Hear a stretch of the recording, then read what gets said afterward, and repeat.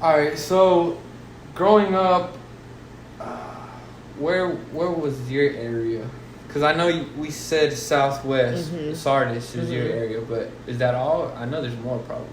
No, that's pretty that's much all? it. Yeah. That's all I you mean, know? between like my dad lived in Shannon Hills, Uh-huh. which is like off of it's in between like Chico and Sardis. Yeah. You know, Sardis runs right through Shannon Hills. So, Baseline, Walmart, Geyer Springs, all that. That's all where you we know. went for everything. Yeah. You know what I'm saying? My dad was really good, and I will say this about him: when his growing up, they moved so much that I think that he was like, I don't want my kids to have to move like that. So we didn't. We had a house in Ignorant Ridge, which is off of Chico, and when my parents were together, before they divorced, my dad bought the house in Shannon Hills, and he's been there ever since. And I was probably, I don't know, 8 years old when he bought that house, and he hasn't moved. Now my mom did. She moved to Bryant, and when they got a divorce, I moved with my mom to Bryant for I don't know, just a couple months, and then I moved back in with my dad. So I went to Bryant maybe half a school year, if that. It's a very vague memory of that. And outside of Arkansas, you never really been? I've been, yeah, I've traveled, Just but visited? Never really But stayed not- more than like a week or two. right, a week. Now I had grandparents that lived in Horn Lake, Mississippi, which is like right outside of Memphis, Yeah. and we would go there, you know, during the stay a week in the summertime or whatever. But all my dad's family pretty much lived here, and my mom's family lived there. So, And see, the way I grew up was all over the place. Born in Mexico, raised in Florida, Kansas, Oklahoma, Texas. There was definitely more than a month that we stayed in each state because my mom was just staying with whatever sister she could or family member she could as she tried to find a way to be stabilized. right, Yeah.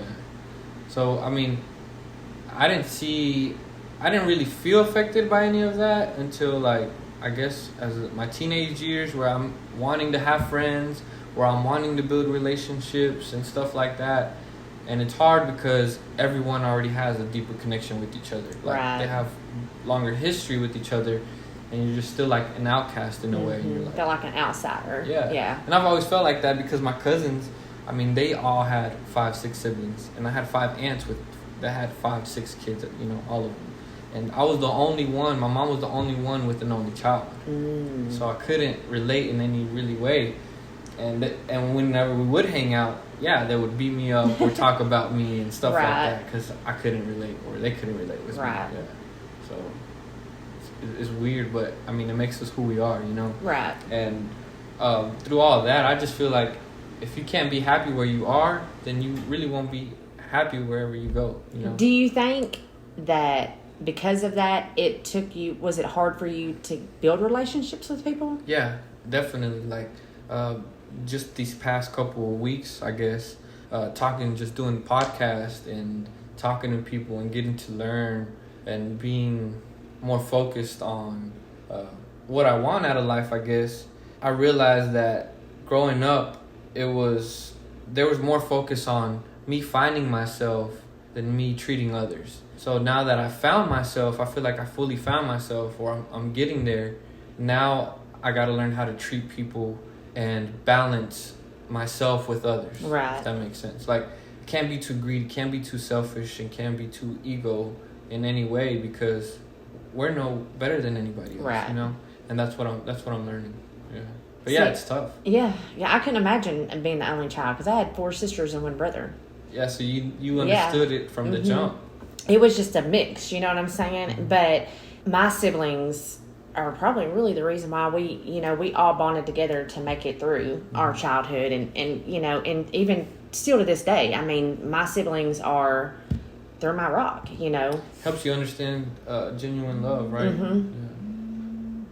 I was raised around a lot of women, like my cousins. It was a lot of female cousins that I was raised around with. I was able to understand the instability, I guess, the mixed emotions and all that. I feel like women are better at expressing themselves than men are, because men have that macho, I'm a man, yeah, I can't, you can't let it out. And that is a generational curse that I do not want to put on my boys. Me either. Yeah. At all. I don't want them to be like, you know, I can't cry because I'm a man. It shows weakness. No, you're human, Right, regardless exactly. whether you're male or female, and you have emotions like everybody else. You know what I'm saying? So that's okay. So I don't like to do that with my boys at all. Like put that kind of pressure on them. You know, like you're a man, you're a boy. You can't do that. And it goes back, I mean, to what we're talking about, the environment, the things that people around you put in your head in a way, it affects you. Subconsciously and consciously, yeah. And it's really deep when you grow up and you understand it, because you're like, whoa, like I didn't see, I was blinded by that certain thing.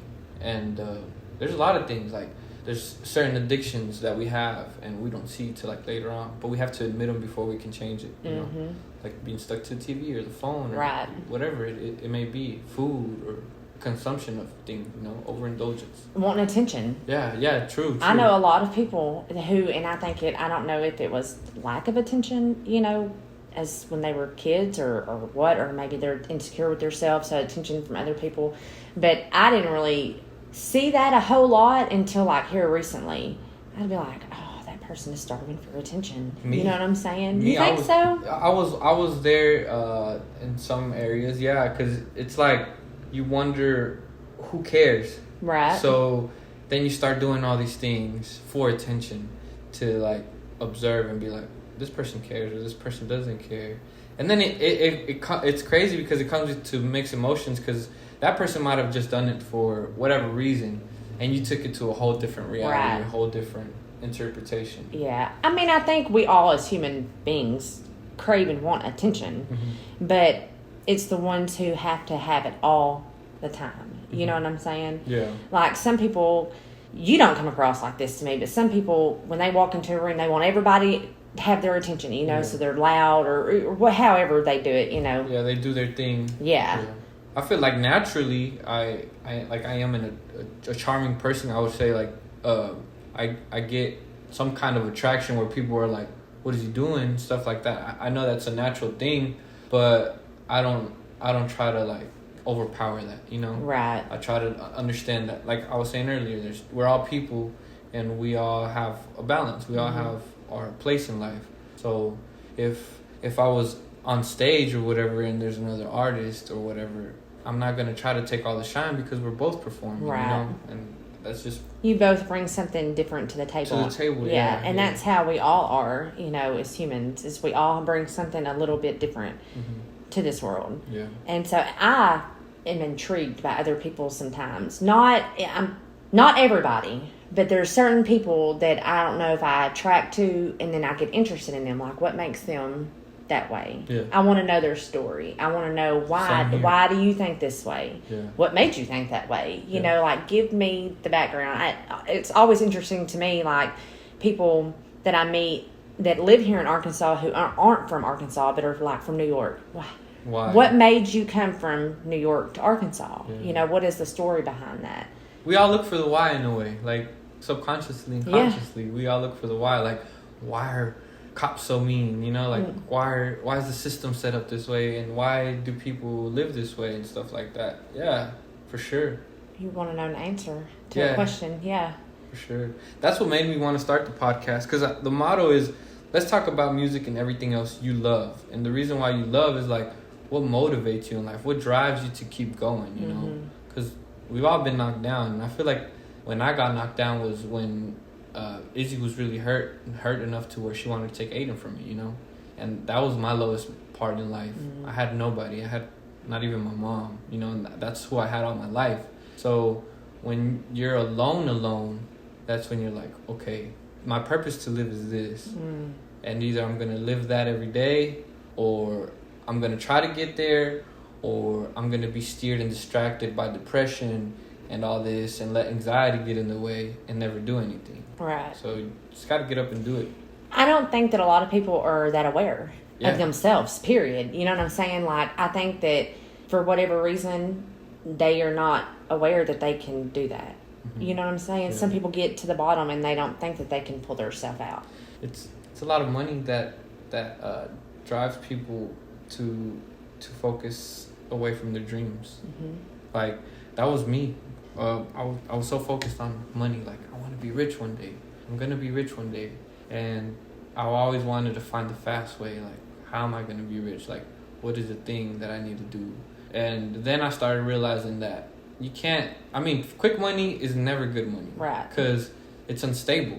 For that, one. And you didn't work that hard for it, so you're not going to appreciate it. Exactly. You're not going to know what to do when you have it all. And versus when you're climbing a mountain, you know the steps. Yeah. Versus, you appreciate they put all you that up top. work. Yeah, they put you up top, so you're going to fall. You're definitely going to fall because you never knew how to walk up there. And when I learned that, I was like, oh, time is the most valuable thing. Time is something we never get back.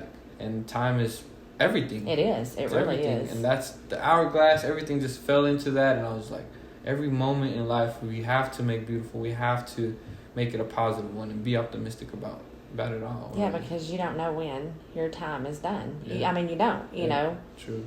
And I wish that I could slow down and, you know what I'm saying, and just appreciate it a little bit more. The little things. But yeah, the little things. And I try to, but with the age that my boys are now, and being a single mom and working as much as what I have to work, it's hard, you know, because my kids keep me going between football, basketball, here, you know, and there. But I enjoy that time too. I mean, because they really are my best friends. They really are. So your goal is to pretty much create passive income so you can create more moments with your kids. Right. Yeah. I feel like everybody wants that. Oh, you know? yeah, for sure. They would want that, but they don't even know the first step to approach that. And I feel like finding yourself would be the first step. Loving yourself. Because once you love yourself, you can love everyone else. Yeah. It took me a long time to realize that. A long time. It took me probably 35 years to realize that I had to love myself first. That's crazy. Because I always just wanted to do for other people. You know what I'm saying? And there's people that are 60 still haven't, found themselves. I thought it was selfish. You know what I'm saying? Yeah. And so I was always doing for, and I still do, but doing for other people all the time. You were afraid. Yeah. Yeah. You were afraid to face the mirror, pretty much. That's a lot of people for sure. So let me avoid it. You know what I'm saying? But I showed love, and I did for other people all the time. Like, you lost yourself. Yeah. Oh, absolutely. No doubt about it, And then one day I was like, hang on. Because I pray. Who am I doing it for? Right, yeah. And then sometimes I would look back like, well, am I doing it to make myself look like a better person? Even though I feel like I'm not, I don't know how to explain it. Like, I'm so miserable with myself that I just try to make myself look like a better person. Right, you try to put a fake smile on. Right, yeah. Definitely. But it always come from the heart, you know what I'm saying? It was never, no other reason to do anything for anybody. It was because I could or I wanted to, or, I felt like, that's what I feel is like, with, especially spiritually with God, if you can do something for somebody, then you should. Yeah. Period. Yeah, if you have the opportunity, why not? Yeah. Because not everybody has that opportunity. Right. Yeah, true. It's like the kids, they're a blessing. He gave them to you for a reason. So you have to appreciate that, the little things. Right. Yeah. Even the hard times. Yeah, exactly. Even when it's like that, very tough. Yeah. Yeah. The little things. And I try to get my boys to, understand. I want them to see me as human. Right. You know what I'm saying? Not perfect, not anything. So if I mess up, I'll be like, you know what? I shouldn't have done that. Right. I'm sorry. I apologize, And my parents didn't do that. We're the adults. You're the kids. Right. So, and that's how it is. Well, it is, but I'm human too. Just like I want them to see that I mess up too, and it's okay. It doesn't mean that you're a bad person or that you're dumb or whatever. We all screw up. Yeah, the environment. We're all there. We're all there, and we need to just help each other. Right. Raise each other.